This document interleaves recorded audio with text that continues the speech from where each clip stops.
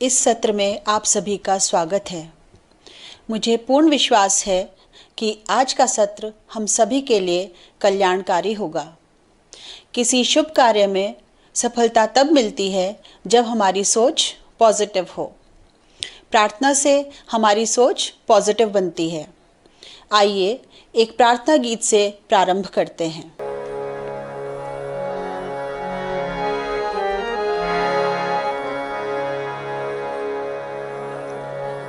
अर्थ पूरन मेरा जीवन बन सके चाहूं सदा, हो सफल जीवन ये मेरा, ऐसी हो हर एक अदा।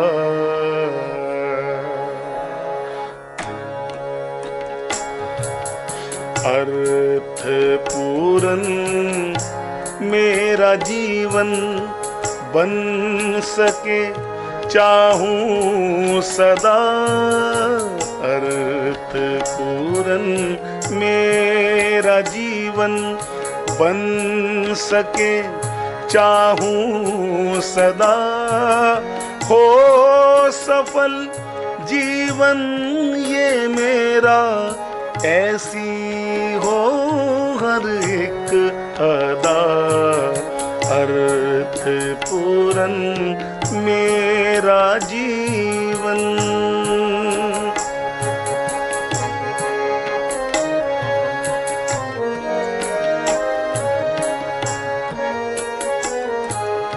मेरी हर चिंता व क्रिया, मेरे जो जो बोल है, मेरी हर चिंता व क्रिया, मेरे जो जो बोल है, हो सभी वो अर्थ पूरन, हो सभी वो अर्थ पूरन, ऐसी इच्छा हो सदा। अर्थ पूरन मेरा जीवन बन सके चाहूं सदा, हो सफल जीवन ये मेरा, ऐसी हो हर एक अदा। अर्थ पूरन मेरा जीवन।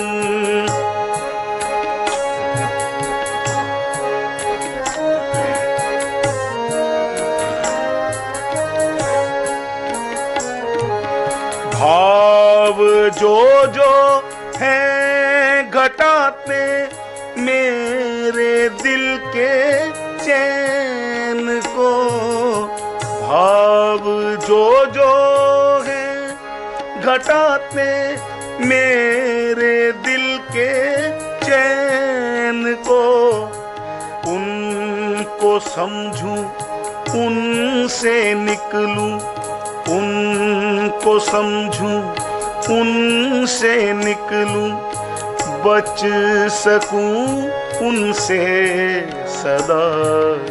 अर्थ पूरन मेरा जीवन बन सके चाहूं सदा, हो सफल जीवन ये मेरा, ऐसी हो हर एक अदा। अर्थ पूरन मेरा जीवन।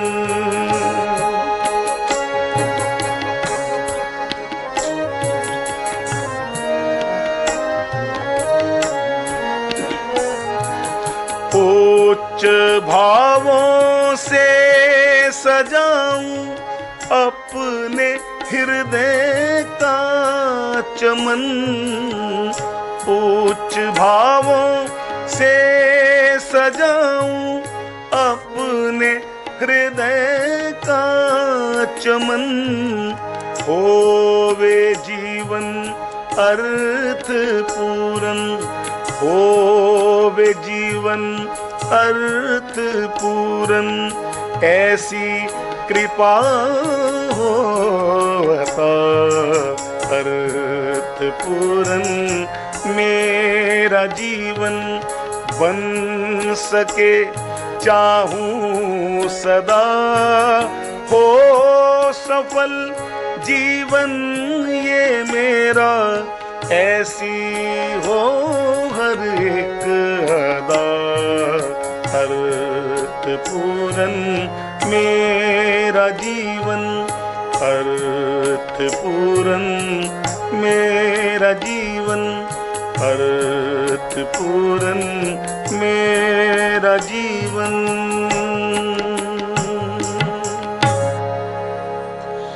अर्थपूर्ण जीवन की ओर व्याख्यान माला में एक विषय है संबंध कैसे बनाएं।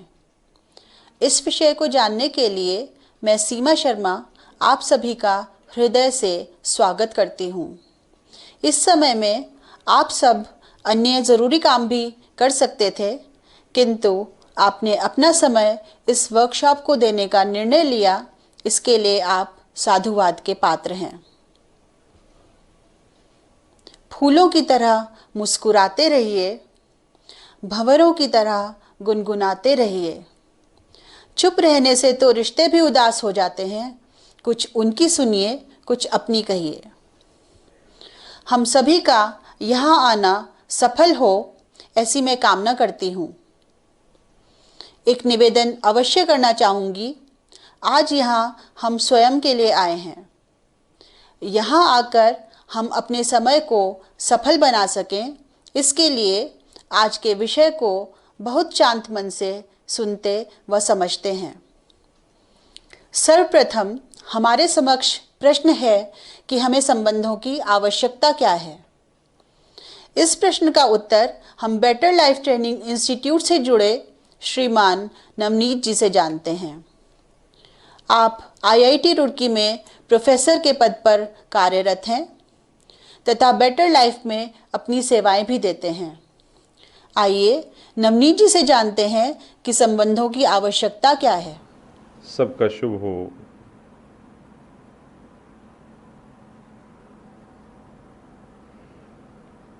हमारे सामने बहुत सुंदर प्रश्न है। संबंधों की आवश्यकता क्या है, क्या जरूरत है संबंधों की।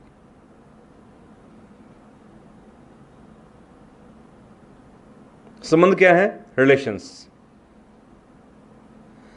हम जो भी हैं आज और जो भी होंगे कल आने वाले समय में, वो हम संबंधों के कारण ही हैं। जैसे मछली के लिए पानी का महत्व है कि नहीं? महत्व नहीं, उसके बिना जीवन ही संभव नहीं है। बिना पानी के मछली सरवाइव नहीं कर सकती। पानी उसका जीवन है। ऐसे ही हमारा जीवन, हमारी लाइफ संबंधों में ही है। हम संबंधों से जुदा हो ही नहीं सकते। हमारा अस्तित्व, हमारी हस्ती, हमारी identity is not possible without relations. हमारा जन्म कैसे हुआ? माता पिता से हुआ। इसलिए हम कहते हैं they are author of my beings. मेरी हस्ती के, मेरे बीइंग के, मेरे अस्तित्व के रचयिता मेरे माता पिता हैं। जैसे बुक का राइटर होता है कोई, मेरी जीवन किताब लिखी है उन्होंने, मेरी शुरुआत वहीं से हुई है। तो जहां से मेरी शुरुआत हुई है, संबंध है कि नहीं? मैं महसूस ना करूं, मेरी चॉइस है वो चॉइस है। संबंध तो है। उनके बिना मेरी हस्ती संभव नहीं है। मेरे घर में मेरे भाई बहन हैं, दूसरे मेरे रिलेटिव्स हैं, चाचा चाची हैं, ताया ताई हैं, मामा हैं, मौसी हैं, नानी हैं, दादा दादी हैं, बहुत से मेरे संबंधी हैं। उन सब की भी मेरे ऊपर सेवाएं हैं, उनके भी उपकार हैं, मेहरबानियां हैं, और मेरा उनसे संबंध है। मैं काट दूं, मेरी चॉइस है, मेरी मर्जी, लेकिन संबंध तो है।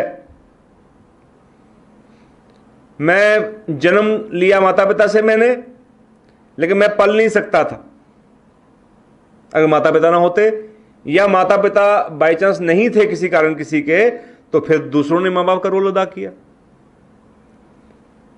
पालना भी संभव नहीं है, रक्षा संभव नहीं है, बिना दूसरों के तो शिक्षा भी संभव नहीं है। माता को प्रथम शिक्षिका कहते हैं ना, या फिर स्कूल कॉलेज में यूनिवर्सिटीज में पढ़ाने वाले हैं, उनसे मेरा संबंध है। संबंध तो मेरा किसानों से भी है, मैं महसूस करूं तो, कि जो भोजन मैं ग्रहण करता हूं बिना किसान की पैदावार के, वो संभव ही नहीं है।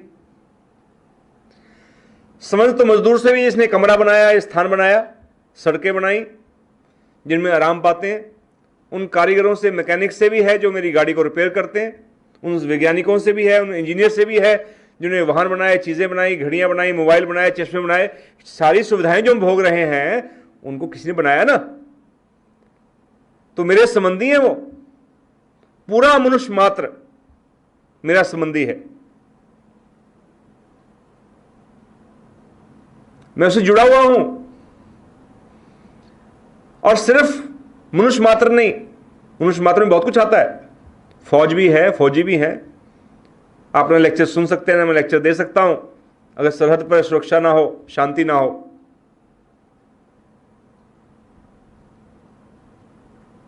एक बार एक स्कूल में मुझे जाने का अवसर मिला, कई बार पहले भी गए हुए थे वहां पर। तो जो समय दिया था समय में पहुंचे, जैसे ही गेट पर देखा उन्होंने पीछे से आ रहे हैं, तो अनाउंसमेंट की प्रिंसिपल ने कि हमारा बड़ा सौभाग्य है, जैसे कहते हैं लोग आमतौर पर, कि डॉक्टर साहब हमारे बीच में आ गए हैं, जोरदार तालियों से उनका स्वागत किया जाए। और वो स्थान जहां से स्कूल में एंटर किया, दरवाजे से पीछे, और जो स्टेज थी, जिस तरह बच्चों का मुंह था, वो बहुत दूरी थी उसकी, काफी बड़ा गैप था, शायद 150 मीटर रहा होगा। जब तक डिस्टेंस कवर किया गया तब तो तालियां बजती रहीं। और स्टेज पर पहुंचते ही मैंने जब माइक लिया तो बच्चे शांत हो गए। मैं कहा, बच्चों बस इतनी तालियां? तो बच्चों ने और तालियां बजा दी। पहचानते भी थे, जानते थे बाई नेम कि सर आते हैं, हमें अच्छी बात बताते हैं। तालियां कुछ कम हुई तो मैं कह, रुको भाई, आपने इतने बड़े आईआईटी के प्रोफेसर को बुलाया, बीटेक, एमटेक, पीएचडी, बस इतनी तालियां? बच्चों ने और जोर से। मैं कह, सारे नगर को पता चलना चाहिए। बच्चों ने पूरा जोर लगा दिया। फिर मैंने रोक दिया। मैंने कहा, बच्चों बस आपसे इतनी तालियां बज नहीं सकती जितनी तालियों की मुझे जरूरत है। और उसका कारण यह है, मुझे इतनी तालियां क्यों चाहिए? जितनी आपने बजाई उससे मेरी भरपाई नहीं हो रही, पूर्ति नहीं हो रही, तसल्ली नहीं हो रही। कारण क्या है उसके पीछे? मुझे बहुत सारी तालियां चाहिए। वो इतनी तालियां इसलिए चाहिए कि मैं जो भी आपके सामने खड़ा हूं, मैं जो भी आपके सामने हूं, शारीरिक रूप से, मानसिक रूप से, आर्थिक रूप से या आत्मिक रूप से, उस सब के पीछे जिन्होंने काम किया है, जिन्होंने सेवाएं दी हैं, जिनकी कंट्रीब्यूशंस हैं, उनकी संख्या इतनी ज्यादा है कि मेरे सिर पर बाल तो कम है, लेकिन मेरे उपकारियों की, मेरे सेवा कार्यों की संख्या बहुत ज्यादा है। मैं उनको कैसे काउंट करूं? जिन्होंने पढ़ाया, जिन्होंने पुस्तकें लिखी, जिन्होंने एग्जामिनेशन सिस्टम बनाया, यूनिवर्सिटी कॉलेज बनाई, मैं उन मजदूरों को कैसे काउंट करूं? कितनी बड़ी संख्या उनकी, जिन्होंने रास्ते बनाए, बिल्डिंगें बनाई, काम आए मेरे, मैं उन पौधों को कैसे याद करूं, कैसे उनकी गिनती करूं, जिनकी मैंने सब्जी खाई, दूध पिया पशुओं का, उन पशुओं की गिनती कैसे करूं? कितनी बड़ी संख्या है और कितने टन मैंने भोजन ग्रहण किया है, सोचिए। अब तक डेली हम कितना खाते हैं, 3 वक्त में कितना खाते हैं, कितनी हमारी उम्र हो गई है, कितने लीटर मैंने पानी पिया है, कितना मैंने ऑक्सीजन ग्रहण की है, कितनी पौधों ने वो सेवाएं दी हैं ऑक्सीजन देने में मेरी। तो इन सब की अगर संख्या काउंट की जाए, इन सब को जोड़ा जाए तो कितनी बड़ी संख्या है। और इन सब को तालियां चाहिए, डिजर्व वो करते हैं। ये तालियां मुझे नहीं चाहिए, ये तालियां उनको चाहिए जिनके कारण मैं हूं। तो हूं मैं किसके कारण? अगर हमारी अकल थोड़ी ठिकाने रहे, हम वास्तविकता के नजदीक आ सके, तो हम इस चीज को महसूस कर सकते हैं, मैं नहीं, मेरा नहीं, ये तन किसी का है दिया, जो भी मेरे पास है वो धन किसी का है दिया। वो धन, वो दौलत सिर्फ पैसे की नहीं है, दिमागी भी है, भावों की भी है। ये दूसरों का दान है, दूसरों की कंट्रीब्यूशंस हैं। अगर हम उनको सही से याद रख सके तो हम इस सारी बात को एक सारगर्भित रूप में महसूस कर सकते हैं। मैं हूं, कोई मना नहीं कर रहा। आप हैं, दिख रहे हैं, आप मुझे देख रहे हैं, मैं आपको देख रहा हूं। We can always say that I am, मैं हूं।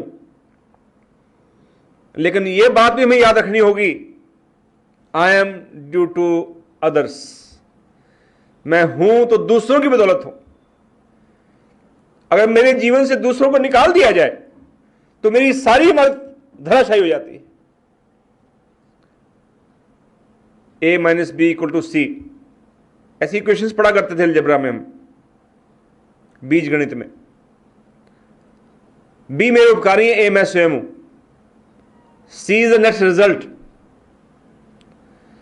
अगर मेरे अस्तित्व में से मेरे समस्त उपकारियों को निकाल दिया जाए तो बाकी क्या अवस्था है?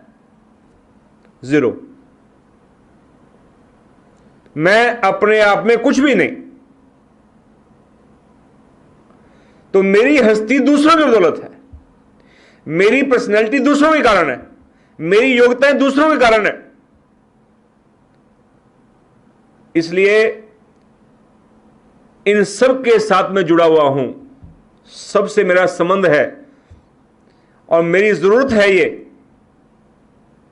कि मैं अगर अपने जीवन को ऊंचा उठाना चाहता हूं तो इन सब संबंधियों के साथ संबंध बोध करूं। और इन संबंधियों को मैं डिवाइड भी कर सकता हूं, याद रखने के लिए, 4 जगतों में। कि मेरे संबंधी कौन है? जो मनुष्य जगत के अंश हैं। जितने मनुष्य हैं विभिन्न रूपों में मेरे काम आते हैं,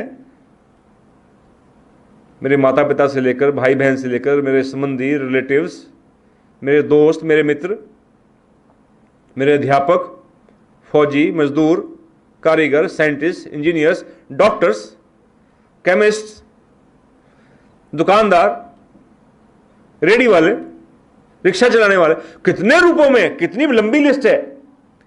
इन सब की सेवाओं को याद करके मुझे नतमस्तक भी होना चाहिए और महसूस करना चाहिए कि ये मेरे संबंधी हैं। सब संबंधी बोध हो, ये मनुष्य जगत के संबंधी हैं। फिर पशु जिनकी मैं सवारी लेता हूं, मैं नहीं ले रहा। आज मान लो मैं वाहन पे हूं तो मेरे बुजुर्ग लेते रहे, बड़े लेते रहे, हमारे दादा परदादा। सवारी का माध्यम यही था, खेती का माध्यम यही था, अब भी है। अभी बोझा ढोने का बहुत बड़ा माध्यम है, दूध का माध्यम है। केंचुए अपनी जान गंवाते हैं, अपना मेहनत करते हैं बेचारे, तो मिट्टी को उर्वरा करते हैं, उपजाऊ करते हैं। पराग लेकर कीट जाते हैं तो अनाज पैदा होता है, चीजें पैदा होती हैं, फल पैदा होते हैं। तो किसी किसी रूप में विभिन्न प्रकार से जीव, छोटे छोटे जीव भी मेरी लाइफ में कंट्रीब्यूट करते हैं, हेल्प करते हैं मेरे जीवन को ऊंचा उठाने में, बेटर बनाने में, मेरे शरीर को जिंदा रखने में। तो पशु जगत बहुत बड़ा उपकारी है। इसके साथ भी मेरा संबंध है। वनस्पति जगत की सैकड़ों वैरायटी है जो मेरे काम आती है, इतने फल, इतनी सब्जियां, इतने ड्राई फ्रूट्स और औषधियां, जिससे लाइफ की एक्सपेक्टेशन बढ़ी है इंसान की। वो सब औषधियां, वो सब दवाइयां कहां से आई? वनस्पति जगत से। तो वनस्पति जगत भी मेरा संबंधी है। और इससे आगे इन सब का जो आधार है वो है भौतिक जगत। इस पर ही वनस्पति होती है, इस पर ही पशु चलते हैं, इस पर ही इंसान रहते हैं। ये बहुत बड़ा संबंधी है हमारा, जिसमें सूरज, चांद, सितारे, दूसरे ग्रह, हवा, हमारी तो औकात 2 मिनट समझ में आ जाए, सारी अकड़ इंसान की 2 मिनट में निकल जाती है। इसको बंद करके देख लो, पता चल जाएगा आपको कितनी देर सर्वाइव करते हैं।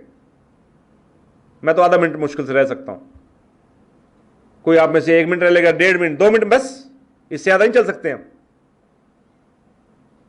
ये हमारी औकात है। हम हवा के बिना नहीं रह सकते, हम पानी के बिना नहीं रह सकते। हम कितने निर्भर हैं भौतिक जगत के ऊपर। तो चारों जगत ये बहुत सुंदर भी हैं, ये बहुत उपकारी भी हैं, और इनके साथ हमारा घनिष्ठ संबंध है। काश हम इस संबंध को, इसकी जरूरत को, इसके महत्व को महसूस कर सकें। सबका शुभ हो। अभी हमने जाना कि हमारा जीवन संबंधों में ही है। हमारी हस्ती की रक्षा व विकास में विभिन्न संबंधियों का योगदान है। वस्तुतः मेरा वजूद बहुत से लोगों की सेवाओं व उपकारों का नतीजा है। चारों जगत हमारे संबंधी हैं। संबंध हमारी ज़रूरत है। जीवन में ऊंचा उठने के लिए सभी संबंधियों से संबंध महसूस करना होगा। एक कुत्ता था, डील डॉल में बहुत सुंदर था। वह अपने इलाके में किसी कुत्ते को नहीं आने देता था और इसीलिए उन कुत्तों से उसकी नहीं बनती थी। एक बार उस कुत्ते और एक गधे में शर्त लगी कि जो 2 गांव दूर रखे सिंहासन पर पहले बैठेगा वही उसका अधिकारी माना जाएगा, वही राजा होगा। दौड़ शुरू हुई। अब कुत्ते को पूरा विश्वास था कि जीतूंगा तो मैं ही, क्योंकि मैं उससे तेज दौड़ता हूँ। कुत्ता तेजी से दौड़ने लगा। अभी थोड़ी दूर ही गया था कि दूसरे कुत्ते उस पर भौंकने लगे। उन्हें अपनी ओर आता देख उसने रास्ता बदल लिया। इसी तरह हर गली चौराहे पर उसके साथ ऐसा ही होता रहा। अब जैसे तैसे कुत्ता रास्ते बदलते बदलते सिंहासन तक पहुंचा। वहां जाकर देखता क्या है कि गधा पहले ही सिंहासन पर बैठा हुआ है। अतः गधा राजा बन गया। निराश होकर कुत्ता बोल पड़ा कि अगर मैंने इन साथियों से मेल रखा होता, अपने संबंध अच्छे बनाए होते, तो आज गधा राजा न बनता। काश हम भी चारों जगतों से अपना संबंध महसूस कर सकें, ताकि सभी से सहयोग ले सकें व दे सकें। अब हमारे सामने दूसरा प्रश्न है कि संबंधों में मेल कैसे आए। आइए नवनीत जी से इस प्रश्न का उत्तर जानते हैं। शुभ हो। अब हमारे सामने प्रश्न है, संबंधों में मेल कैसे आए। How we can achieve harmony in relations. बहुत ही सुंदर प्रश्न है भाई।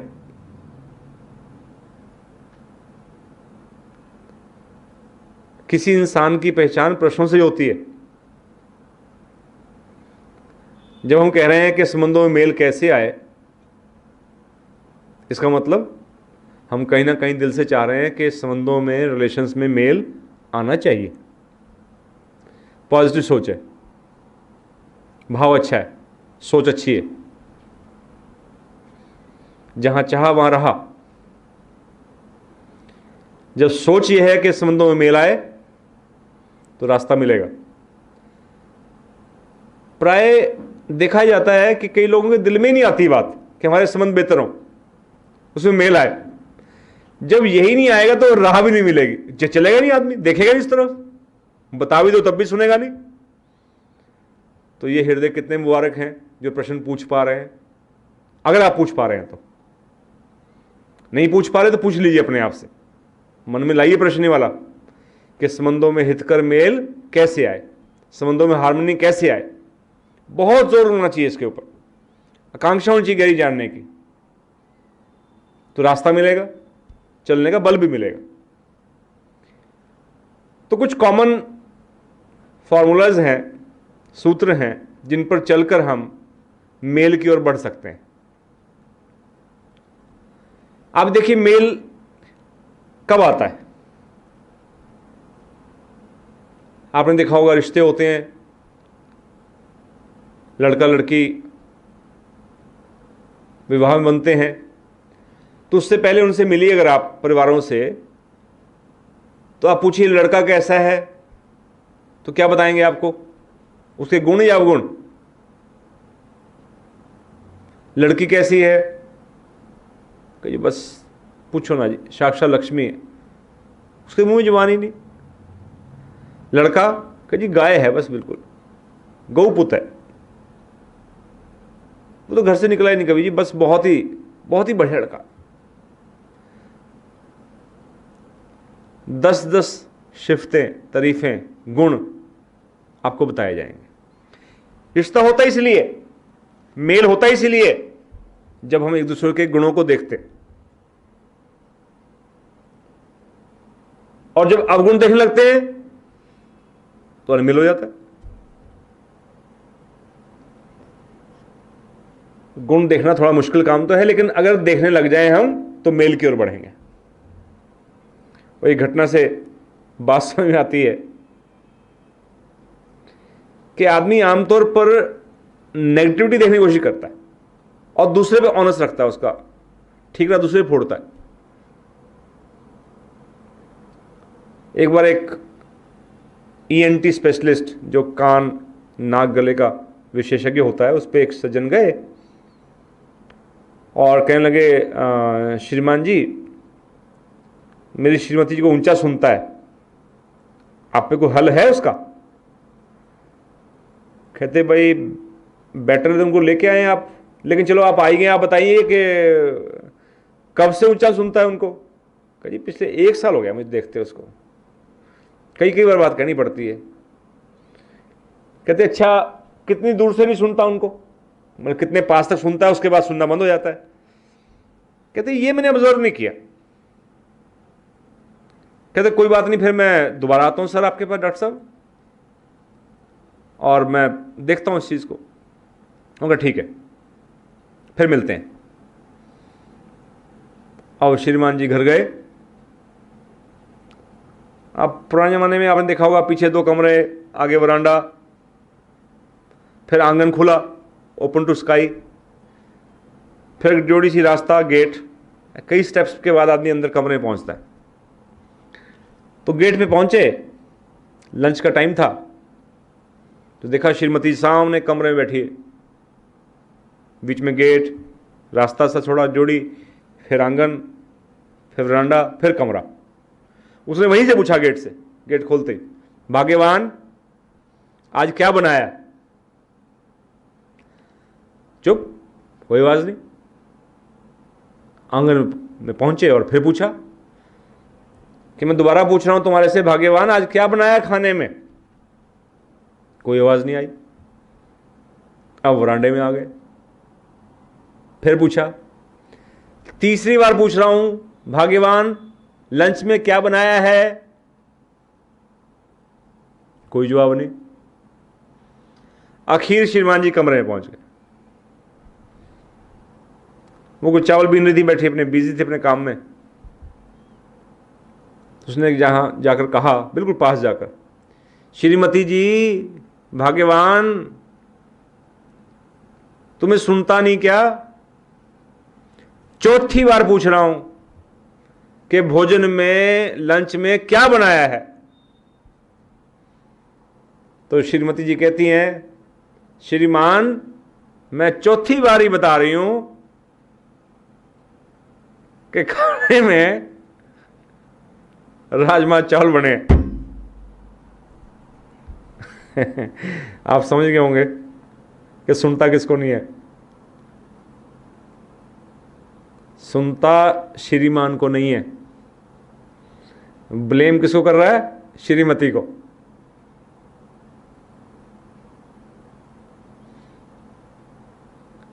ये एटीट्यूड छोड़ना पड़ेगा, ये दृष्टिकोण बदलना पड़ेगा। अगर सुन नहीं रही मेरी बात तो मेरे कान भी खराब हो सकते हैं।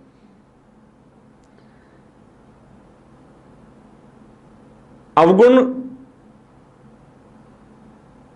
सच्चे भी नहीं देखने चाहिए वैसे तो, लेकिन झूठे तो बिल्कुल नहीं देखने चाहिए। अब श्रीमती में तो अवगुण था ही नहीं ये वाला ऊंचा सुनने वाला, जबरदस्ती देख रहा है, अपना अवगुण उसके मत्थे मर रहा है। क्योंकि प्राय इंसान की टेंडेंसी नहीं है गुण देखने की, अवगुण देखने की टेंडेंसी है, सच्चे भी और झूठे भी। इससे निकलना बहुत जरूरी है। मेल चाहिए तो गुणों को देखो। एक बहुत बड़े साहित्यकार, पत्रकार, लेखक पंजाब के गांव में रहते थे, मैं नाम नहीं ले रहा उनका।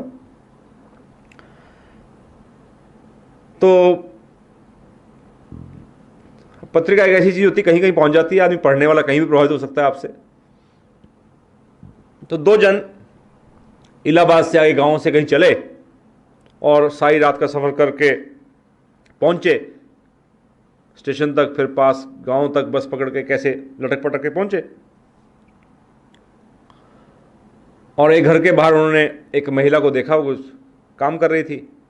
तो किसी ने बताया था यही घर है। उन्होंने कंफर्म किया जाके कि जी ये फलां सरदार साहब का घर यही है।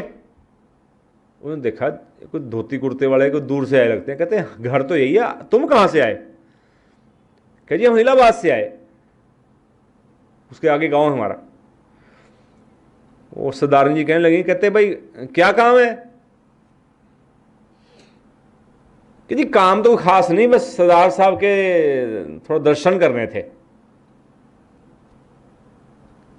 तो कहती है कि सरदार जी के कोई माथे पे लट्टू लटके हैं? तो क्या दर्शन कर रहे हैं? क्या उनके क्या है खास बात उनके अंदर? कहां प्रॉब्लम है अब कि वो श्रीमती जी सरदार साहब के कोई गुण नहीं देख पा रहे? जब गुण ही नहीं दिख रहा तो एप्रिशिएट कहां से करेंगे? सिर कैसे झुकाएंगे?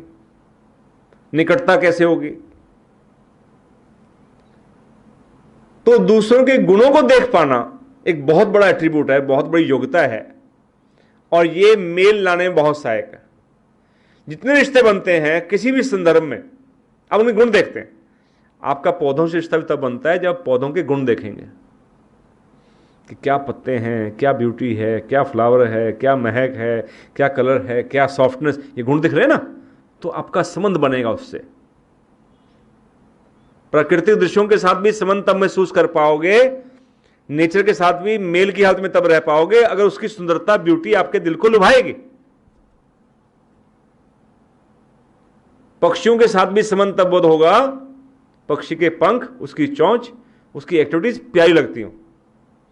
तो गुण देखना सिर्फ रिश्तों में नहीं, मानवीय रिश्तों में नहीं, चारों जगतों में नियम वही है। हम मेल की हालत में आते हैं जब हम दूसरों के गुणों को देखते हैं, एप्रिशिएट करते हैं, पॉजिटिवली सोचते हैं उनके लिए। तो पॉजिटिविटी बहुत मस्ट है, गुण देखना पॉजिटिव चीज है। दूसरी बात, हम इन रिश्तों के कारण हैं चारों जगत के, इसमें कोई डाउट नहीं। संबंधों का महत्व हमने देखा, और महत्व मुख्य रूप से है ही यही कि वो बहुत बड़े उपकारी हैं हमारे। हमारा संबंध उनके साथ ऐसा है कि हम उसके बिना रह नहीं सकते, हम डिपेंडेंट हैं उसके ऊपर, हमारी हस्ती उनके कारण है। तो इस उपकार को, इस मेहरबानी को उनकी हम क्या करें? अब कर्जे की न्याय महसूस करें। और कर्जा उतारने की कोशिश करें और ऋण होना चाहें, तो जब ग्रेटिट्यूड की फीलिंग आएगी, कृतज्ञ भाव जागेगा, शुक्रगुजारी का भाव आएगा, तो मेल रहेगा का मेल। अभी तो दिक्कत यह है कि धर्मपत्नी उपकारी लगती ही नहीं। धर्मपत्नी तो बाद में आई है, मां ही उपकारी लगती है अभी तो। मेल इसलिए नहीं आता, पिता से कहता है तुमने मेरे लिए किया ही क्या है। ऐसे हृदयों में मेल संभव नहीं। तो दूसरा सूत्र है, उनके उपकारों को, उनकी मेहरबानियों को देखने की आंख आएगी, हृदय में जागेगी, तभी मेल आ पाएगा। पशु जगत पर जुल्म कब तक रहेगा? वो उपकारी लगते ही नहीं। ये किसी भी रिलेशन में अब ट्रू है। हमारा पुलिस वालों के साथ, फौजियों के साथ, सरकारी मुलाजमों के साथ, यहां तक कि चलो मजदूरों मिस्त्रियों के साथ, किसी भी इंसान के साथ, हमें जब उसका उपकार दिखाई देता, उसकी मेहरबानी दिखाई नहीं देती, हमें लगता है इसका फर्ज है। भाई जब तक तुम्हें फर्ज दिखता रहेगा दूसरे का, कर्ज नहीं दिखेगा, तो तुम हार्मनी में नहीं आ पाओगे, मेल में नहीं आ पाओगे। तीसरा, रिलेशंस में मेल की जरूरी है कि आपको अपनी गलती दिखे। आमतौर पर दिखती किसकी है? दूसरे की। वो कह रहे हैं, एक बार एक घर में दो बच्चे थे, खेल रहे थे, तो शीशा टूट गया बहुत बड़ा, घर में लगा हुआ था, जैसे आजकल लगा होता है ड्राइंग रूम में बाहर बड़ा शीशा होता है, खिड़की पे पूरे शीशे की होती है। तो मां ने आवाज दी, किसने तोड़ा? चिल्लाई मां जब आवाज आई शीशा टूटने की, और भागकर आई, देखा तो दोनों बच्चे खड़े हैं, लड़की भी लड़का भी। तो लड़के की तरफ देखा, हम तो लड़के शरारती होते ना, तो उसकी तरफ देखा, तुमने तोड़ा? तो भाई ने बहन की तरफ इशारा किया, किसने तोड़ा? जिम्मी ने तोड़ा। मम्मा शीशा जिम्मी ने तोड़ा। तो उसने कहा कि ये तो बहुत छोटी है, कैसे तोड़ सकती है? तो भाई बोला, मैंने तो इसको जूता मारा था, और जूता इसके मुंह पे लगने लगा जब, तो इसने अपना सिर नीचे कर लिया और ये जूता जाके लगा शीशे में, शीशा टूट गया। तो इसकी गलती क्या है? इसने सिर नीचे क्यों किया? ये सिर नीचे ना करती, जूता खाती है अगर मेरा, तो फिर शीशा नहीं टूटता। गलती किसकी निकाल दी? बहन की, कि इसने सिर नीचा क्यों किया। अगर मैं अपनी गलती नहीं देख सकता तो फिर मेल नहीं आएगा। मेल लाने के लिए अपनी कमी को देखना बहुत जरूरी है। अपनी कमी दिखेगी नहीं तो क्षमा भी नहीं मांग सकते। माफी तो ही मांगो ना जब गलती दिखेगी। और इसका बी पार्ट है, माफ कर दो दूसरे को। गलती माननी फिर भी आसान है, माफ करना बहुत मुश्किल है। किसी ने बड़ा अच्छा लिखा और कहा, जिंदगी को शांति से जीना है तो दो ही तरीके हैं, या मेल में रहना है, दो ही तरीके हैं। माफ कर दो उन्हें जिन्हें तुम भूल नहीं सकते। क्या करो? उन्हें माफ कर दो जिन्हें तुम्हें भूल, क्या मैं इस सहेली को नहीं भूल सकती, मेरा बड़ा प्यार है सर, तो गलतियां करती है, माफ करते चलो भाई, कोई बात नहीं, ठीक है। या फिर भूल जाओ उन्हें जिन्हें तुम माफ नहीं कर सकते। या गलती भूलो या व्यक्ति भूलो। क्या जी इस धर्म संबंधी ने, इस धर्म साथी ने, इस गुरु भाई ने, इस मेरे पड़ोसी ने, इस मेरे दोस्त ने, किसी ने भी मेरे साथ बहुत गलत किया, इतना गलत किया मैं माफ नहीं कर सकता, तो भाई फिर उसको भूल जाओ कि उसका तुम्हारा कुछ संबंध भी था। और रिश्ता तो असल में वो होता है, कहते बड़ा खूबसूरत किसी ने रिश्ते को डिफाइन किया, कहते रिश्ता दुनिया में बेहतरीन वही होता है जहां एक मामूली सी मुस्कुराहट, हल्की स्माइल आई या हल्की सी सॉरी से जिंदगी दोबारा पहले जैसी हो जाती है। ये है ब्यूटी। अगर आप मुस्कुरा सकते हैं, हंस के बात कर सकते हैं, तो वो माफ करने जैसा है। जब हम माफ नहीं करते, मुस्कुराते नहीं देख के व्यक्ति को, इससे गलत काम हुआ, कुछ चीज टूट गई, तो 2 दिन 3 दिन 4 दिन वो मेरे सामने तो आ रहा है, लेकिन मैं उसको देखकर मुस्कुरा नहीं रहा। क्यों नहीं मुस्कुरा रहा? क्योंकि मैंने उसको माफ नहीं किया। 5वें दिन मुस्कुरा दिया तो अंडरस्टूड है कि मैंने उसको माफ कर दिया। तो छोटी सी मुस्कुराहट और हल्की, वो सॉरी, उसने माफ मैंने इसलिए नहीं किया, उसने सॉरी नहीं करी, कमी दोनों की है। वो छोटी सॉरी करके बात निपट सकती थी, तो या तो अभी हल्का सा मुस्कुरा लो, अगर गलती अपने से हुई तो हल्की सी सॉरी कर लो, लाइफ को फिर पटरी पे दोबारा ले आओ। बड़ी अच्छी बात किसी ने शेयर की, the relation is the best one in which yesterday's fights do not stop today's communication. कहते बेहतरीन रिश्ता वो है जिसमें कल के झगड़े, जो भी कल डिफरेंसेस हुए, कल को ऊंच नीच कहा गया, गलती होगी, कोई टूट फूट होगी, जो भी हुआ कल लाइफ में, वो नेक्स्ट डे के कम्युनिकेशन को, बातचीत को बंद ना करें। अनबोला नहीं होना चाहिए अगर मेल की अवस्था में रहना है तो। ये चीज अपने लिए भी हितकर है। आप कंप्यूटर में, लैपटॉप पे काम करते हैं, आपने देखा होगा कई बार बड़ा कंजेस्टेड सा फील करता है, काम ही नहीं हो पाता, सेव नहीं हो रहा, डाउनलोड नहीं हो रही फाइल। ऐसा मेरे साथ भी हुआ एक बार। तो मुझे इतना ज्ञान नहीं था, तो मैंने किसी की हेल्प ली। एक नौजवान आए, मैंने कहा नया लैपटॉप लेना पड़ेगा भाई, क्या है बेकार सा हो गया, काम नहीं करता, हिलता ही नहीं है, तो कुछ ना सेव हो रहा है, ना कॉपी हो रहा है, ना डाउनलोड होती फाइल, ना मेल आ रही ठीक से। मैंने बड़ी फ्रस्ट्रेशन दिखाई अपनी, क्या क्या बेकार चीज़ है। कहते शांत, थोड़ी अभी लो। मैं क्या करोगे, मैं मेरी फाइल डिलीट मत कर देना। कहते चिंता मत करो। 10 मिनट बाद उसने मुझे दिया और सब ठीक चल रहा था। मैं क्या, तुम बड़े जादूगर हो, क्या कर दिया तुमने? क्या डॉक्टर साहब मैंने कुछ नहीं की, जितनी टेम्परेरी फाइल्स थी, अनवांटेड फाइल्स थी, मैंने सब डिलीट कर दी।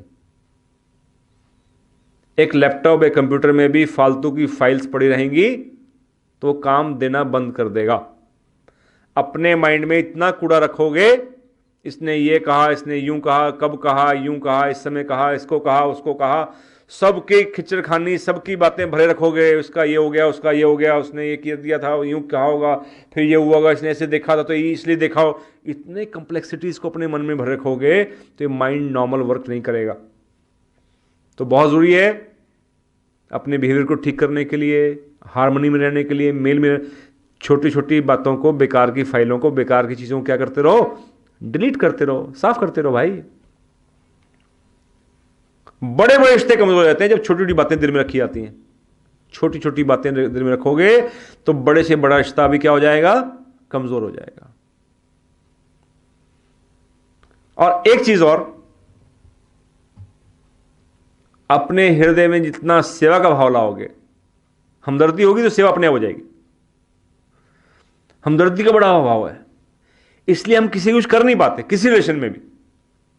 कोई कराहता रहे, माँ हो, पिता हो, भाई हो, पत्नी हो, पड़ोसी हो, हमदर्दी नहीं है, इसलिए हम सेवा के लिए जाते, पूछते भी नहीं उससे। तो मेल कैसे आएगा? चाहे हमदर्दी पशुजत के लिए हो, चाहे मनुष्यों के लिए हो, पौधों के लिए हो सकती है। फूल भी तमीज से तोड़ेगा, फिर संबंध बेहतर हुआ नहीं हो, देखो नाजुकता से तोड़ेगा। तो हमदर्दी बहुत जरूरी है, सेवा अपने आप होगी। कहते नरक और स्वर्ग का फर्क कहां है? एक बार कोई गया यमराज के पास, समझाने के लिए घटना है, और कहने लगा कि सर मैं किसके लिए कामना करूं, नरक में, स्वर्ग में फर्क क्या है? मैं तो सोच रहा हूं कि स्वर्ग ही अच्छा है, फर्क है क्या वाकई में? क्या कमी रहती है वहां पर, वहां क्या कमी रहती है, क्या चक्कर क्या है ये? चलो दिखाए थे तुम्हें, आओ। कहते वहां खाने को नहीं है? कहते खाने को बहुत कुछ है, स्वर्ग में भी है, नरक में भी है। कहते हवाएं चलती है? हवा भी चलती है, पानी है, पानी सब कुछ है। कहते फर्क कहां है? कहते लंच टाइम हुआ, चलो चलते हैं अभी। वहाँ पर एक एक्सरसाइज दी गई और कहा गया भाई आज तुम बाहों पर यहाँ कोहनियों पर फट्टी बांध लो लकड़ी की, हाथ सीधे कर लो। इसको बांध दिया गया, यहाँ से भी यहाँ से भी, सारे बांध दिए गए। लंच टाइम हो गया, अब खाना खाओ। अब खाना टेबल पे बीच में रख दिया गया, बड़े बड़े बर्तन भरे हुए थे खाने के, दाल दही सब्जी। अब कैसे खाए? खाने के लिए तो मुड़ना चाहिए हाथ भाई, तो मुड़ा नहीं। तो उन्होंने क्या किया, उसको डाला हाथ और उछाल दिया सब्जी को, दाल को, आए खाने लगे। सारे कपड़े, सारा मुंह, जो दाढ़ी वाले उनकी दाढ़ियाँ सब लबड़ गई, आंखों पे कहीं कहीं गिरा, सब वेस्ट ज़्यादा, खाना कम। एक नारकीय दृश्य उपस्थित हो गया। उसने कहा क्या है इस जनाब? ये कहते नरक है, देखो कैसे आपातप मची हुई है। अब भूखे फिर रह गए, पेट फिर ना भरा। कहते स्वर्ग में चले फिर यार अब? कहते हाँ जरूर चलेंगे भाई। स्वर्ग ले गए, वही एक्सरसाइज वहां दी गई।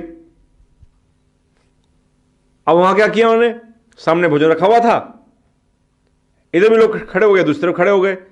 अब खीर है या जो सब्जी है, एक व्यक्ति ने हाथ डाला यूं और उठा के सामने वाले के मुंह पे डाल दी, उसने इसके डाल दी। जहां से हो गए, दूसरे की कंडीशन को देखकर कि ये बेचारा खा नहीं सकता, मैं हमदर्दी कर रहा हूं, वो मेरी कंडीशन देख के हमदर्दी कर रहा है। जहां दोनों हमदर्दी कर रहे हैं, क्या बन गया? स्वर्ग बन गया। तो हमदर्दी सेवा बहुत इंपॉर्टेंट है रिलेशंस में मेल लाने के लिए। एक पेशेंस बहुत जरूरी है, धैर्य। हम धैर्य खो देते हैं रिलेशंस में, छोटी छोटी बात में हम धैर्य खो देते हैं। मैंने कहा पानी लाना, धैर्य खो दिया। 2 मिनट लेट आया, गिलास चला के मारा, मेरी को सुनता ही नहीं है, तो हो गया नरक साक्षात। बहुत छोटा शब्द है धैर्य, लेकिन ये सारे घर का माहौल चेंज कर सकता है।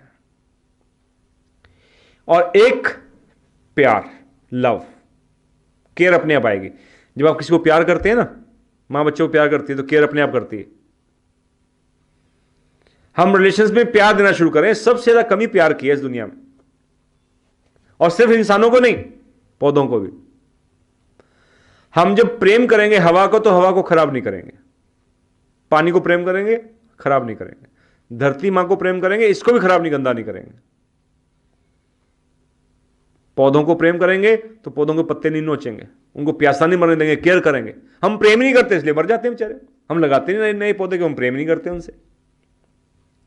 तो प्रेम एक बहुत सुंदर एट्रीब्यूट है, अगर हमारे हृदय में आ जाए तो किसी भी रिलेशन को बांध सकता है, केयरिंग बना सकता है। हर रिलेशन में हमारी एक्सपेक्टेशन भी केयरिंग की होती है, कोई हमारी केयर करे। तो हम इन चीज़ों पर अगर ध्यान देंगे, गुणों पर ध्यान दें, गुण चिंतन करें, पॉजिटिव रहें, उनकी सेवाओं उपकारों को महसूस करें, छोटी छोटी बातों को डिलीट कर दें, माफ कर दें, क्षमा कर दें उनको, और अपनी गलती के लिए क्षमा मांग लें।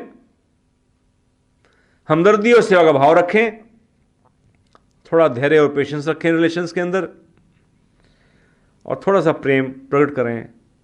केयर अपने आप उससे आएगी। अगर हम ऐसा कर पाएंगे तो हमारे रिलेशंस में क्या आएगी, संबंधों में क्या आएगी? हार्मनी आएगी। हार्मनी का मतलब ये हार मानी समझाने के लिए HARMONY, हार मानी। जिसने हार मान ली तो उसके घर में क्या आ जाएगी? हार्मनी। पति पत्नी हैं, भाई भाई हैं, हार मान लो भाई। कई बार हम हार कर भी जीत जाते हैं और कई बार जीत कर भी हार जाते हैं।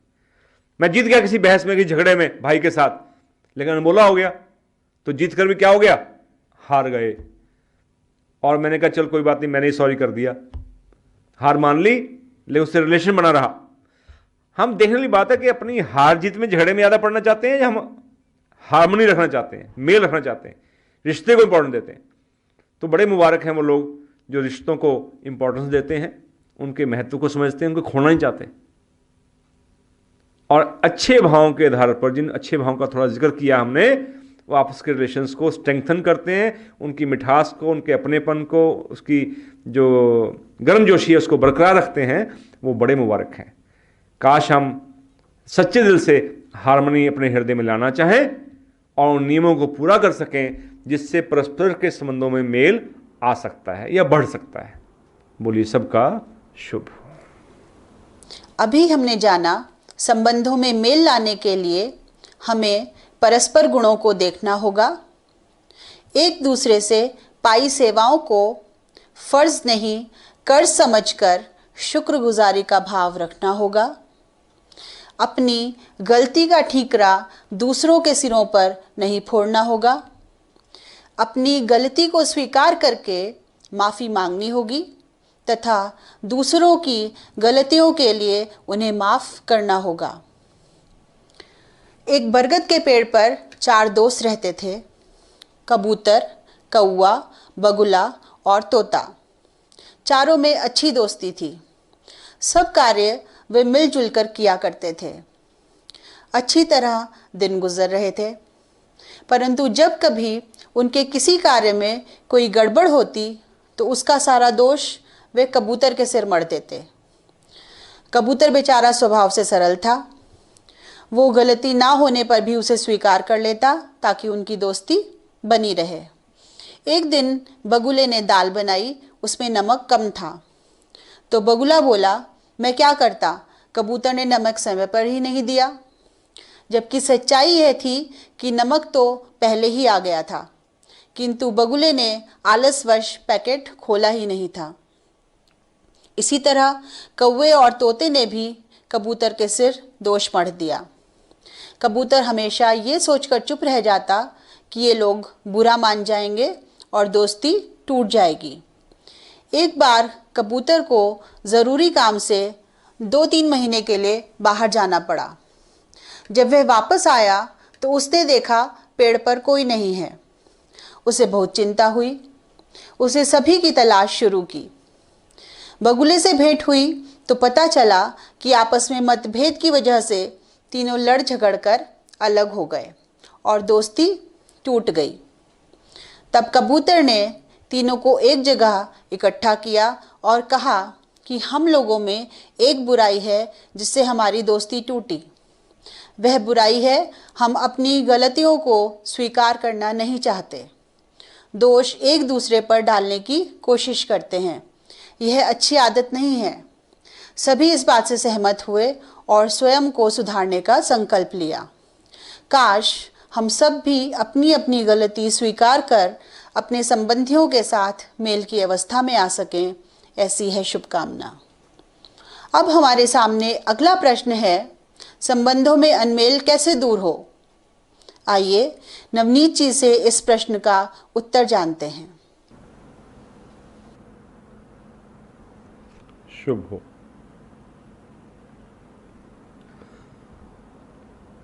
हमारे सामने अब अगला प्रश्न है, संबंधों में अनमेल कैसे दूर हो? ये भी सुंदर प्रश्न है। मेरी सेहत खराब है, ठीक कब होगी? जब मैं चाहूँगा सेहत कैसे ठीक हो। अगर हमारे अनमेल है, टकराहट है, हो जाती है कई बार, ना चाहते हो जाती है, ना समझी हो जाती है। लेकिन ये भावना बड़ी अच्छी है कि हम ये सोचें, विचारें, चिंतन करें बैठकर कि दूरी कैसे घटे, अनमेल कैसे दूर हो। पॉजिटिव चीज़ है, सकारात्मक नज़रिया है अपने आप में ये विचार करना कि अनमेल कैसे दूर हो। बड़प्पन इसी में है कि मैं इनिशिएट करूं। हम सोचते हैं दूर तो हो, लेकिन मैं छोटा क्यों, दूसरा दूर करे। हमारा दिमाग बहुत तेज है, 100 चीज़ें हमारे मन में आएंगी। ताली एक हाथ से नहीं बजती, बड़े की इज्जत तो होनी चाहिए ना। अब मैं जाके बेटी से माफ़ी मांगू, बाप होके, पति होके पत्नी से कहूँ, मैं मजदूर से माफ़ी मांगू जाके मेरा कर्मचारी नौकर काम करता है, सर्वेंट है, मैं मालिक हूँ, मैं जाके सॉरी करूँ अब, है भाई छोटे बड़े की बात नहीं, बात ये बताओ अनमेल दूर करना है नहीं करना। कहते हैं लस्सी और लड़ाई जितनी बढ़ानी चाहो बढ़ा सकते हो। लस्सी में पानी डालते जाओ, लड़ाई में बात बढ़ाते जाओ। कोई कमी ना दिखे तो कोई कमी ढूंढ लो।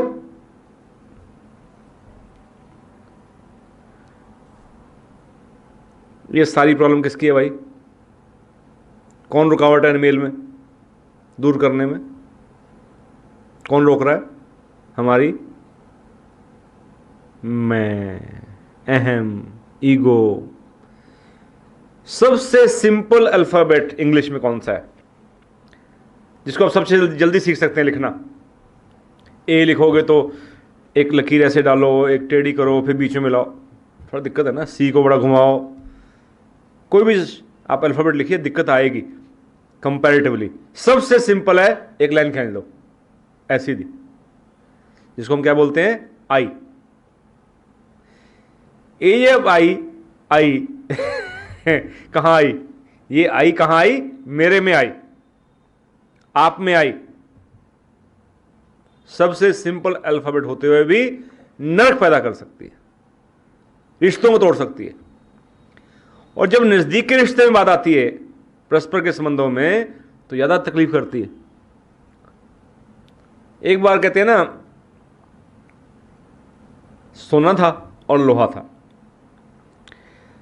सोने ने लोहे से पूछा कि पिटाई मेरी भी होती है, पिटाई तेरी भी होती है। देखा ना, थोड़ी सी पीटते हैं उसको, सोने को भी और लोहे को भी।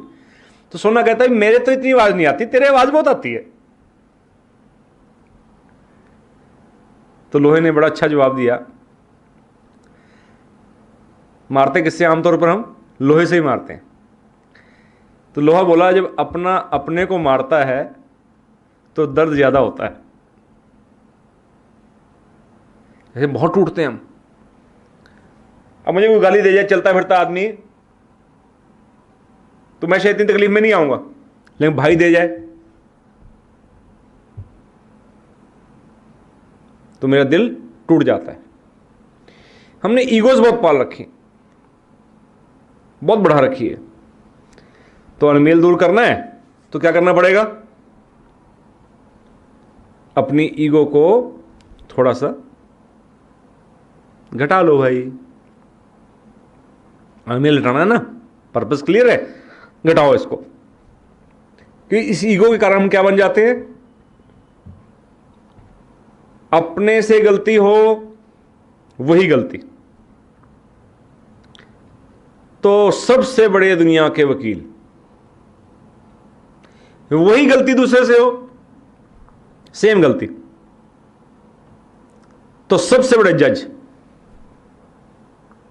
गलती गलती है भाई, चाहे मेरे से हो या आपसे हो।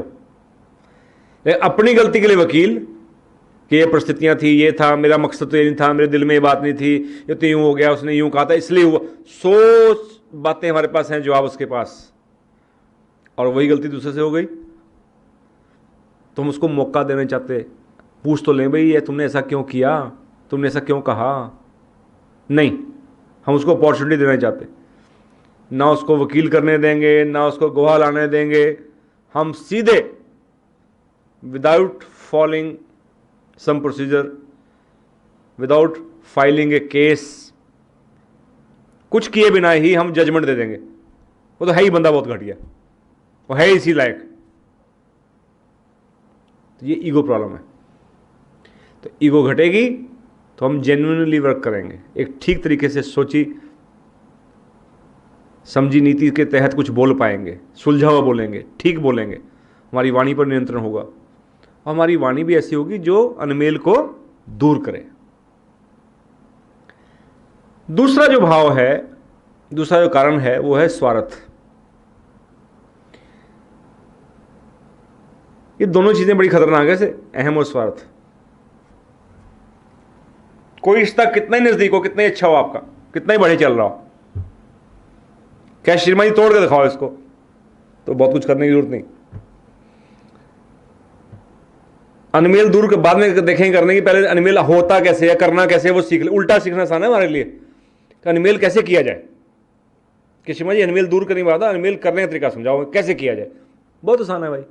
अनमेल करने के लिए 2 काम करो छोटे छोटे, थोड़ा सा अहम ले आओ और थोड़ा सा स्वार्थ ले आओ। समझ में आ रहा है ना? अब अगर दूर करना है तो दोनों को घटा लो। दो भाई थे, दोनों भाइयों में बड़ा प्रेम था, सब ठीक चल रहा था। एक दिन बड़ा भाई शहर गया तो कुछ रास्ते में रेडी पे कुछ आम दिखे होंगे, आम ले लिए उसने। घर आते उसने आवाज दी बच्चों को, बच्चों, अपना बेटा भी आ गया, भाई का बेटा भी आ गया, आम ले लो। अब बाई चांस एक आम थोड़ा छोटा था, एक बड़ा था। अब बड़ा आम राइट हैंड में था, छोटा लेफ्ट में था। अब सामने दोनों बच्चे आ गए और राइट हैंड वाले आम जिधर उसने पकड़ा हुआ था उस तरफ से भाई का बच्चा आ गया और इधर से अपना बच्चा आ गया।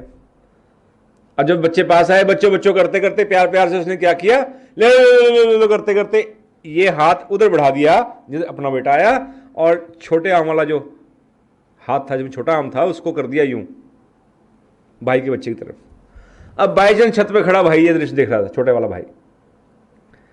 उसने कहा, भाई साहब बस आम तो रहने दो, आओ पहले बंटवारा कर लें, कि मैंने देख लिया कि आपके मन में क्या आ चुकी है अब, मैल। मैल क्यों आई, अनमेल क्यों हुआ? कौन सी चीज दिल में आ गई थी? स्वार्थ। मैं पहले, मुझे यादा। बहुत बड़ी ताकत है इसके अंदर रिश्तों को तोड़ने की। तो अनमेल को दूर करना है तो स्वार्थ को घटाना पड़ेगा। कहते हैं ना कि इन रिश्तों में ज्यादा कुछ नहीं बदला, ज्यादा कुछ नहीं बदला जिंदगी में, बस बटुए थोड़े से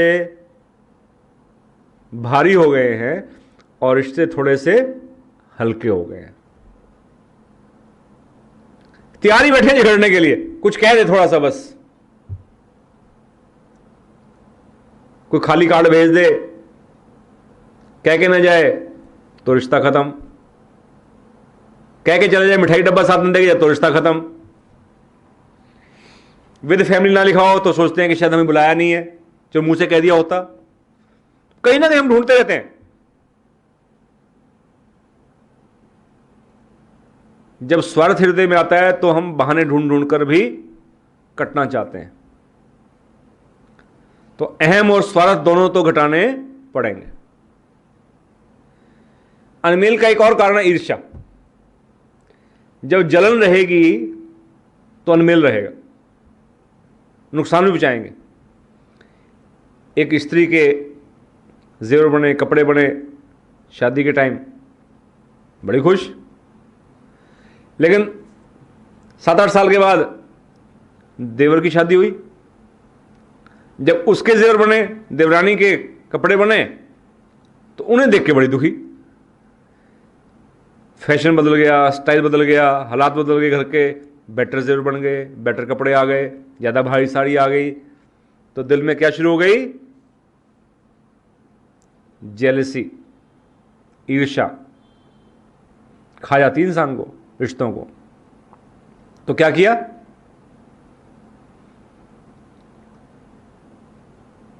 जैसे भाव होते हैं वैसे सुझाव आते हैं। नीच भाव, बुरे भाव घटिया ही तरकीब सिखाएंगे। मौका ढूंढकर जिस संदूक में उसके कपड़े थे उसमें एक दिया सलाई डाल दी, धुआं उठा, जल गए।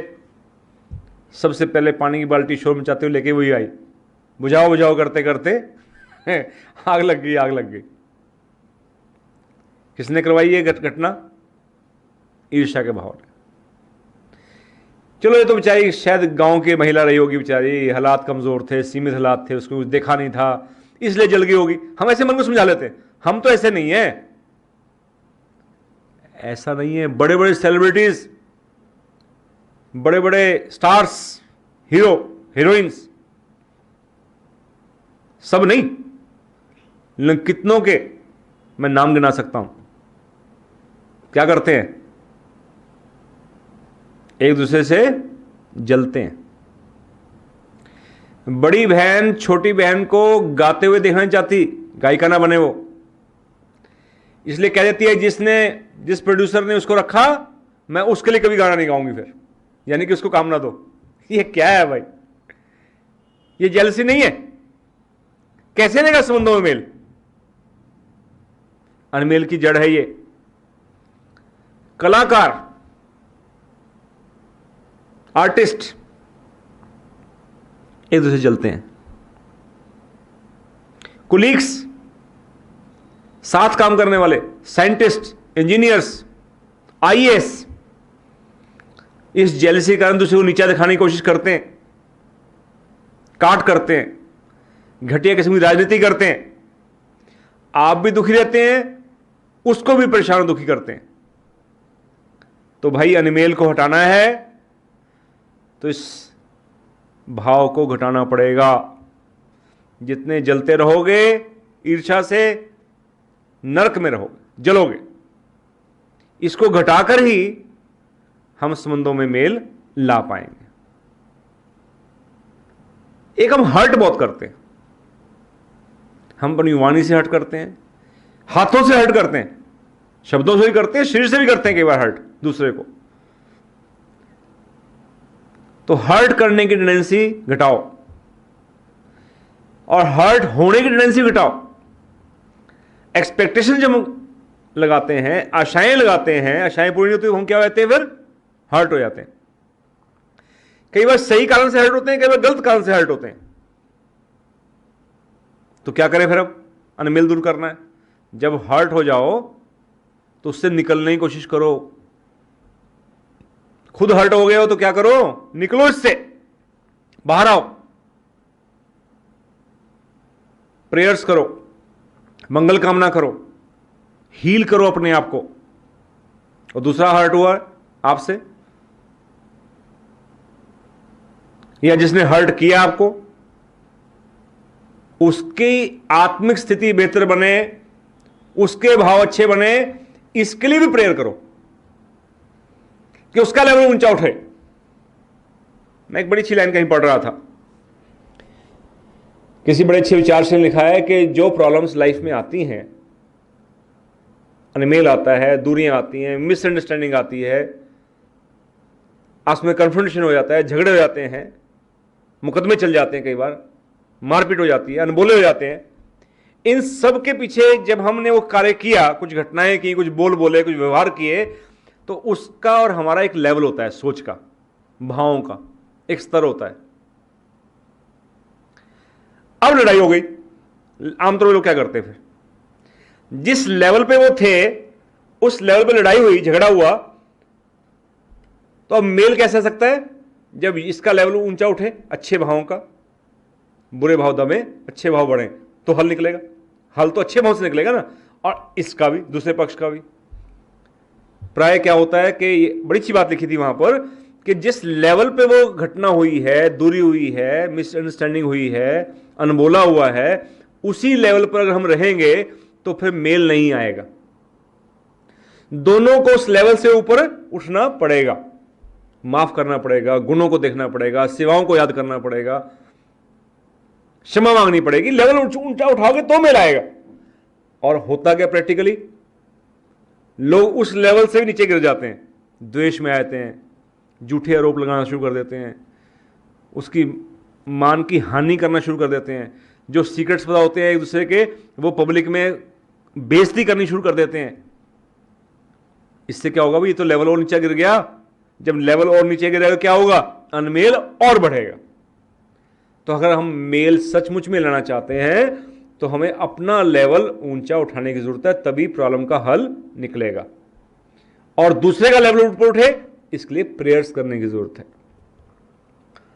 तो काश हम सॉल्यूशंस ढूंढ सकें, सॉल्यूशन मिलेंगे हायर लेवल पे, हायर लेवल पे उठ सकें, अहम घटा सकें, स्वार्थ घटा सकें, अपनी ईर्ष्या को कंट्रोल कर सकें, बदले के भाव कंट्रोल कर सकें। संभव है ये। इंसान चाहे, विल पावर हो, करना चाहे तो सब कुछ संभव है। हम सब ऐसा कर पाए अपने रिलेशंस में, ताकि हमारे रिलेशंस में, हमारे संबंधों में, जिस भी संबंध में कोई दूरी है, कमी है, वो ठीक हो सके, हम बेहतर हार्मनी की तरफ, मेल की तरफ बढ़ सकें। ऐसी कामना बोली सबका शुभ हो। अभी हमने जाना कि संबंधों में अनमेल दूर करने हेतु सर्वप्रथम मेल हेतु सच्ची आकांक्षा पैदा करनी होगी, स्वयं का अहम घटाना होगा, ईर्ष्या व द्वेष को त्यागना होगा, अपने व दूसरे के भावों के स्तर को ऊंचा उठाना होगा। आपको एक घटना सुनाती हूँ। एक लड़की की शादी के बाद अपनी सास से नहीं बनती थी, दोनों में अनबन रहती थी। जब वह लड़की अपने मायके आई तो पिता के सामने रोई और बोली, पिताजी कोई उपाय बताओ जिससे कि मुझे मेरी सास से हमेशा के लिए छुटकारा मिल जाए। बेटी को परेशान देखकर पिता बोले, ठीक है, तुम यह पाउडर ले जाओ और हर रोज़ थोड़ा थोड़ा दूध चाय में मिलाकर अपनी सास को पिला देना। तुम्हें 3-4 महीने में सास से मुक्ति मिल जाएगी। परंतु एक बात का ध्यान रखना कि इतने दिन तुम सास से अपना व्यवहार बिल्कुल ठीक रखना, नहीं तो लोगों को तुम पर शक हो जाएगा और उसकी मौत का इल्ज़ाम तुम पर आ जाएगा। वह बोली, ठीक है। उसने ऐसा ही करना शुरू कर दिया।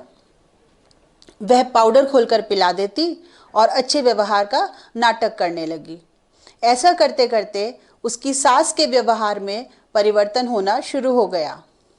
अब उसे ऐसा लगने लगा कि सास तो बहुत अच्छी हैं, माँ जैसी ही हैं और मैं इन्हें मारने के लिए जहर दिए जा रही हूँ। वह फिर पिता के पास गई और बोली, पिताजी मुझसे बड़ा अन्याय हो गया है। सासू माँ तो बहुत अच्छी हैं, मैं उन्हें मारना नहीं चाहती। अब क्या होगा? वह तो मर जाएंगी। पिता ने कहा, वह साधारण चूर्ण था, ना कि जहर। जहर तो तुम्हारे और तुम्हारी सासू माँ के भीतर था। तुमने व्यवहार बदला, उन्होंने भी अपनी सोच बदली। दोनों का जहर साफ हो गया। जाओ अब मेल से रहो। काश हम भी अपने अंदर मेल लाने की आकांक्षा पैदा करके उच्च भावों को जगाते हुए परस्पर संबंधों में अनमेल को दूर करने की शुरुआत कर सकें, ऐसी है शुभकामना। अब हमारे सामने अगला प्रश्न है कि संबंध अर्थपूर्ण कैसे हों। आइए नवनीत जी से इस प्रश्न का उत्तर जानते हैं। शुभ हो। अब हमारे सामने प्रश्न है, संबंध अर्थपूर्ण कैसे बने।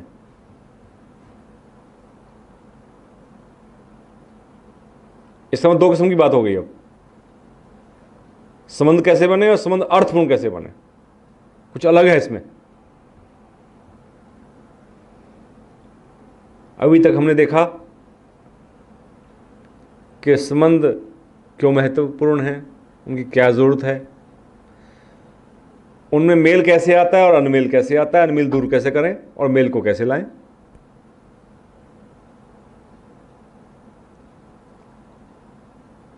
अब बहुत बड़े चांसेस ये हैं कि हमारा लक्ष्य अगर एक हो जाए दोनों का तो मेल रह सकता है। कहते हैं चोर चोर मसेरे भाई हैं, मेरा भाई है, वो चोरी करता है, मैं भी चोरी करता हूँ।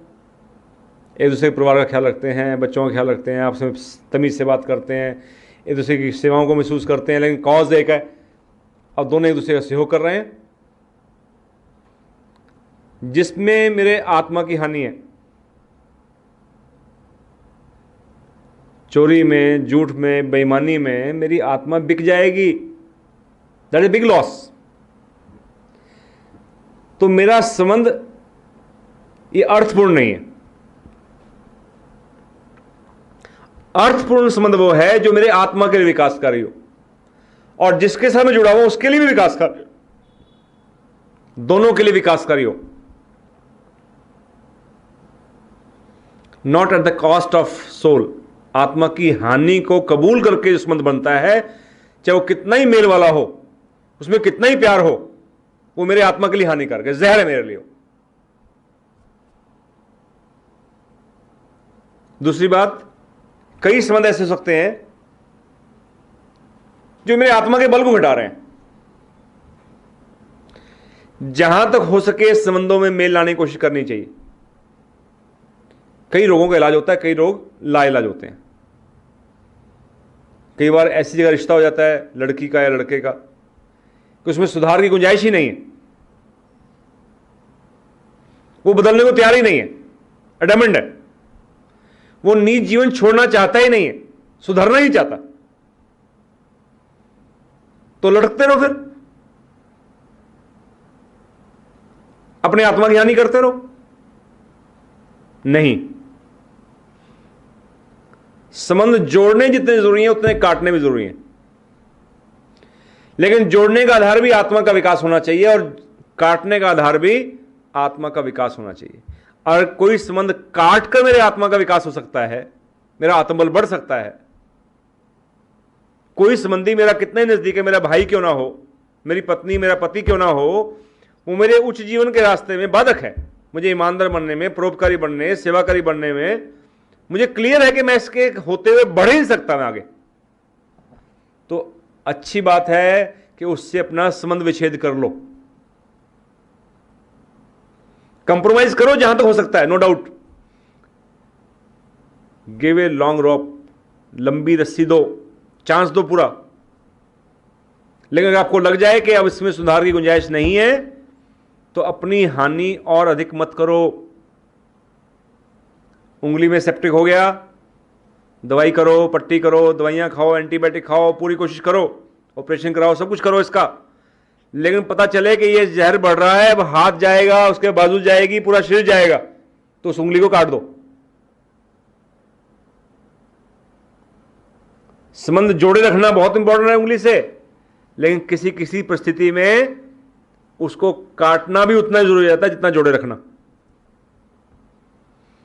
तो संबंधों को जोड़ने और काटने का जो आधार है वो देखने वाली बात यह है कि वो संबंध मेरा अर्थपूर्ण है या नहीं।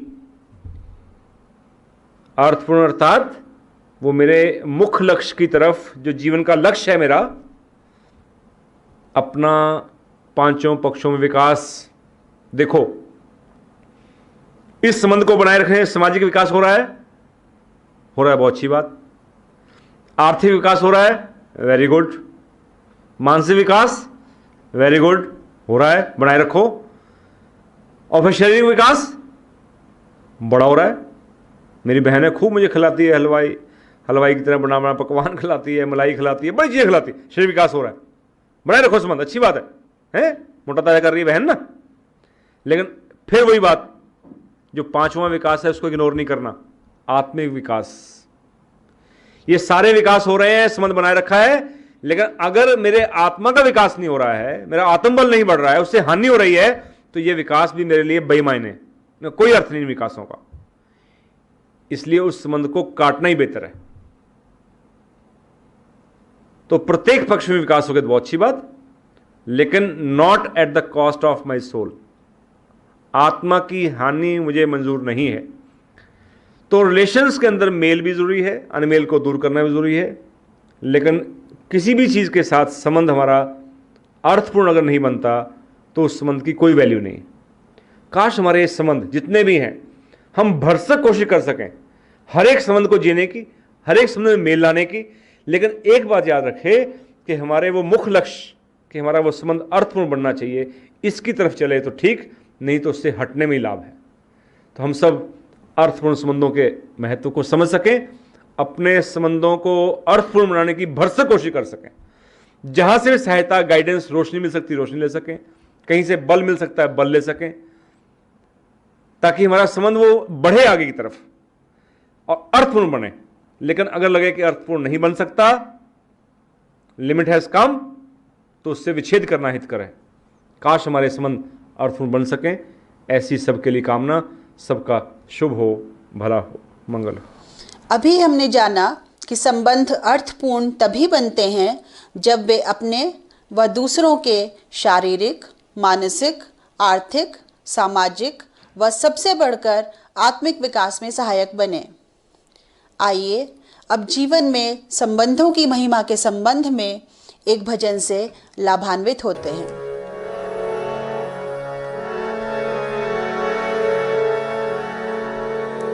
संबंधों की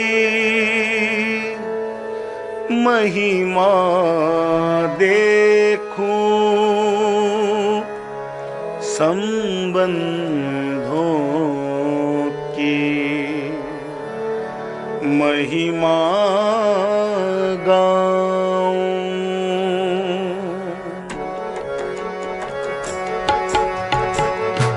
संबंधों की महिमा देखूं, संबंधों की महिमा गाऊं। संबंधों की महिमा देखूं, संबंधों की महिमा गाऊं। कर्तव्य कर्मों से मैं निश दिन, कर्तव्य कर्मों से मैं निश दिन जीवन अपना श्रेष्ठ बनाऊं। संबंधों की महिमा देखूं, संबंधों की महिमा गाऊं। संबंधों की महिमा देखूं, संबंधों की महिमा गाऊं।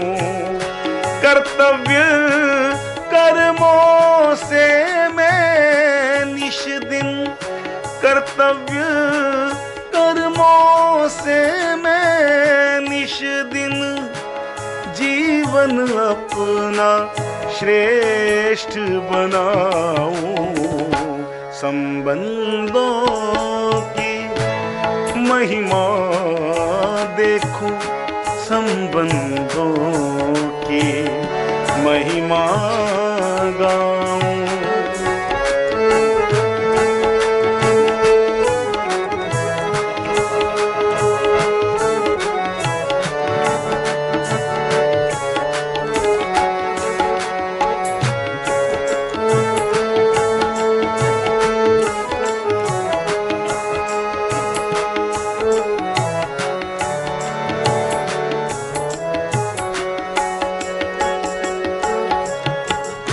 सदा बचूं अब गुण चिंतन से, गुण चिंतन में किया करूं।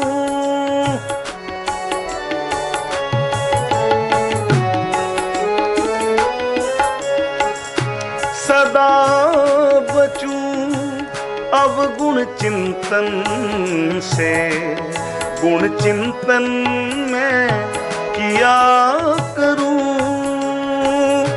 श्रद्धा भाव की करके रक्षा, श्रद्धा भाव की करके रक्षा उच्च गुणों से बढ़ता जाऊं। संबंधों की महिमा देखूं, संबंधों की महिमा गाऊं। संबंधों की महिमा देखूं, संबंधों की महिमा गाऊं।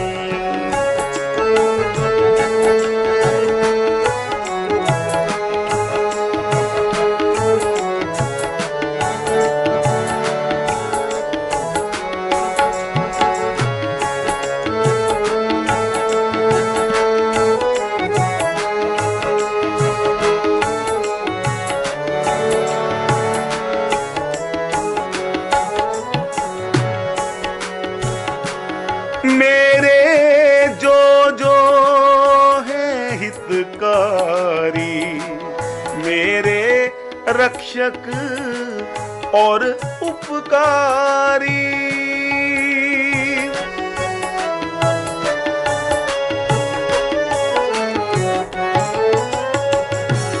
मेरे जो जो है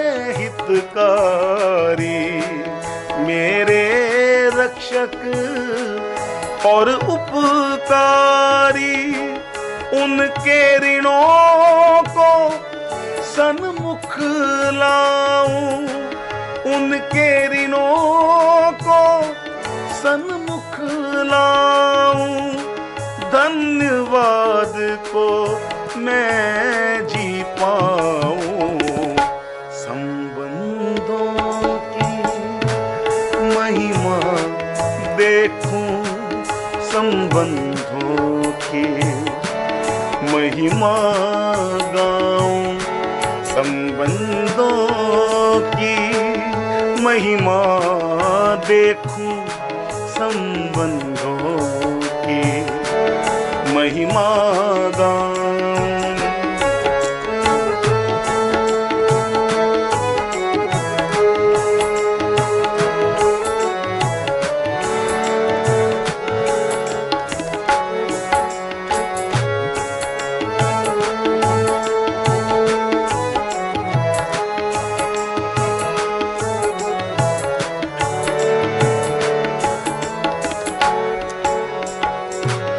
जो जो गतियां की है मैंने, चिंताएं जो की है मैंने,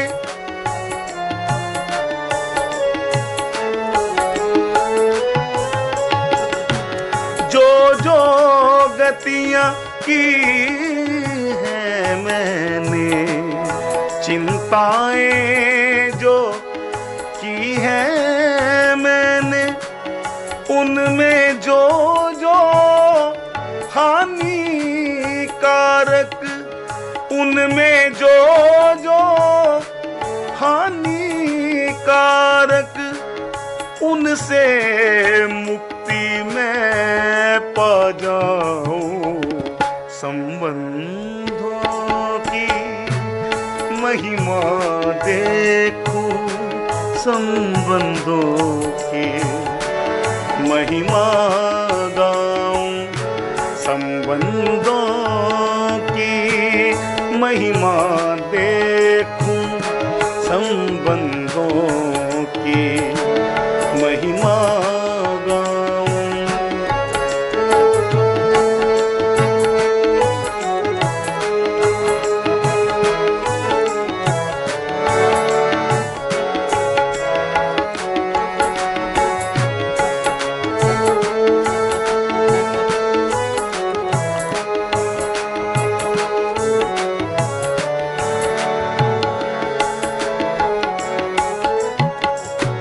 अपने भीतर हमदर्दी और सेवा भाव को करके वर्धन,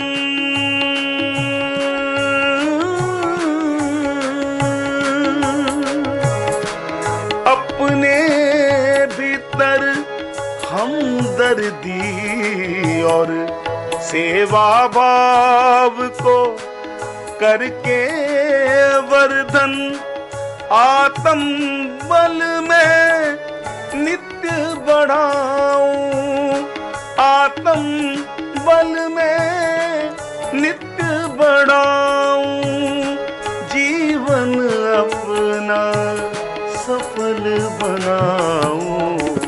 संबंधों की महिमा देखूं, संबंधों की महिमा गाऊं, संबंधों की महिमा देखूं, संबंधों की महिमा गाऊं।